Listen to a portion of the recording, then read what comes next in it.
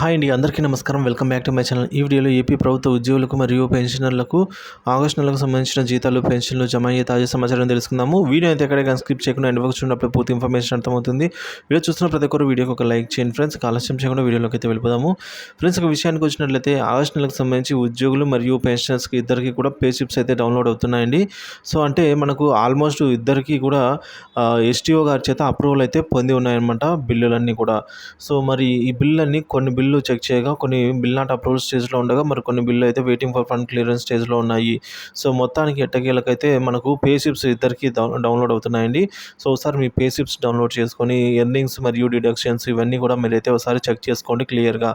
ఇక పేమెంట్ విషయానికి వచ్చినట్లయితే ఎప్పటిలాగే సెప్టెంబర్ 1వ తేదీ ఆదివారం అయినప్పటికీ కూడా పేమెంట్స్ అయితే జరగబోతున్నాయని తాజా సమాచారం అండి. ఎందుకంటే ఇది వరకు మనకు 27th అంటే మంగళవారం ఆర్బీఐ నుంచి అయితే ఆర్బీఐ నిర్వహించినటువంటి స్టేట్ సెక్యూరిటీ బాండ్ల వేలంలో అయితే ఆంధ్రప్రదేశ్కి 3,000 కోట్ల రూపాయల నిధులు అయితే రావడం జరిగింది. సో ఇందుకు సంబంధించి మన ఆంధ్రప్రదేశ్ రాష్ట్రానికి సంబంధించి 3,000 కోట్లు ఆర్బీఐలో నిక్షిప్తమై ఉందన్నమాట. సో మిగిలిన 5,500 కోట్లలో మిగిలిన 2,500 కోట్లను రాష్ట్ర ప్రభుత్వం అయితే చెల్లిస్తుందన్నమాట. సో మొత్తానికి మనం చూసుకున్నట్లయితే పేమెంట్ అనేది మనకు సెప్టెంబర్ 1వ తేదీన జరిగేదానికి అవకాశం అయితే ఎక్కువగా ఉందన్నమాట. 1-2 తేదీలలో మ్యాక్సిమం పేమెంట్స్ బిల్లులన్నీ కూడా జమ అవుతాయనేది తాజా సమాచారము. సామాజిక పెన్షన్లు కూడా మనకు సామాజిక పెన్షన్లు పంపిణీ చేసేది సచివాలయ ఉద్యోగులు కాబట్టి సచివాలయ ఉద్యోగులకు ఆదివారం సెలవు.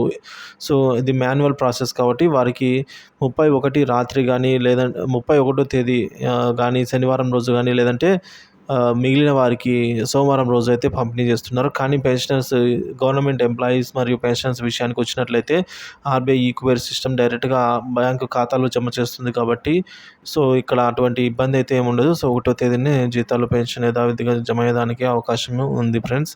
సో మీరు మీ బిల్ స్టేటస్ చెక్ చేసుకొని సో మీ బిల్ స్టేటస్ అప్రూవల్ అయిందా లేదా అనేది కామెంట్ ద్వారా తెలియజేయండి. సో అలాగే ఆగస్టు నెలకు సంబంధించిన జీతాలు పెన్షన్ పూర్తి స్థాయిలో జమ అయ్యే వరకు మన ఛానల్ ఎప్పటికప్పుడు అప్డేట్స్ అయితే అందిస్తూనే ఉంటాను. Thank you for watching this video. Please subscribe my channel.